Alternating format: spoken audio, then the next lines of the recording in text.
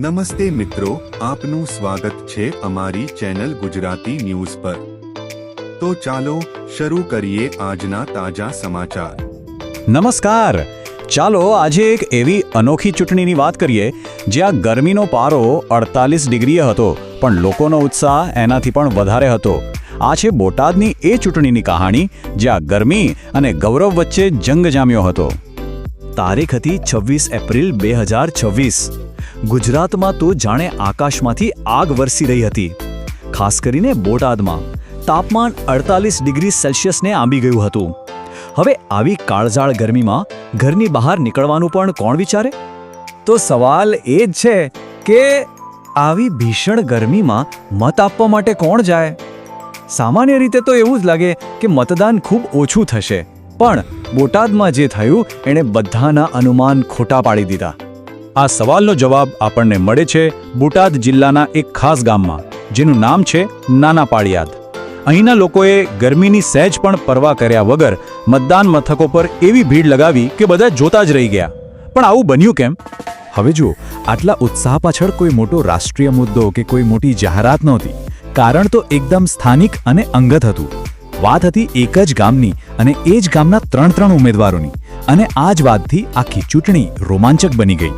થયું એવું કે નાના પાળિયાદમાં પંચાયતની મુખ્ય 2 બેઠકો માટે જે 3 મુખ્ય ઉમેદવારો હતા એ બધા એક જ ગામના નીકળ્યા। આ એક અનોખી પરિસ્થિતિ હતી જેણે આખી ચૂંટણીને કોઈ રાજકીય લડાઈમાંથી સીધી ગામની આંતરિક સ્પર્ધામાં ફેરવી નાખી। તો ચાલો હવે જરા વિગતમાં જોઈએ કે આ અનોખા જંગમાં મેદાનમાં કોણ કોણ ઉતર્યું હતું। અહીંયા જ આખી વાતનો રસ પડે છે। તાલુકા પંચાયતની સરવા 2 બેઠક પર ભાજપના જયંતિભાઈ ધોરિયા અને કોંગ્રેસના રાજુભાઈ મકવાણા આમને સામને। અને ખાસ વાત એ કે બંને એક જ ગામ નાના પાળિયાદના। અને એટલું જ નહીં, જિલ્લા પંચાયત માટે આમ આદમી પાર્ટીનો ઉમેદવાર પ્રભાતભાઈ ધોરિયા એ પણ આ જ ગામના। પણ આ લડાઈ હવે ફક્ત ઉમેદવારો કે રાજકીય પક્ષો પૂરતી સીમિત નહોતી રહી। નાના પાળિયાદ ગામના લોકો માટે આ ચૂંટણીનો અર્થ ઘણો ઊંડો હતો। આ સ્પર્ધા ઉમેદવારો કરતાં પણ વધારે ગામની આબરૂની બની ગઈ હતી। ગામના જ લોકોના આ શબ્દોમાં આખી પરિસ્થિતિનો સાર આવી જાય છે। એમના માટે આ વોટ કોઈ પક્ષ માટે નહોતો, પણ પોતાના ગામના સન્માન અને પ્રતિષ્ઠા માટે હતો। દરેક મત હવે રાજકીય અધિકાર કરતાં વધુ ગામના ગૌરવનો પ્રશ્ન બની ગયો હતો। અને આ સ્થાનિક ગૌરવની અસર બધે દેખાઈ રહી હતી। આખું ગામ ચૂંટણીના માહોલમાં ડૂબી ગયું હતું। લોકો ગરમીને ભૂલીને સવારમાં જ મતદાન કરવા માટે લાંબી લાઈનોમાં ગોઠવાઈ ગયા।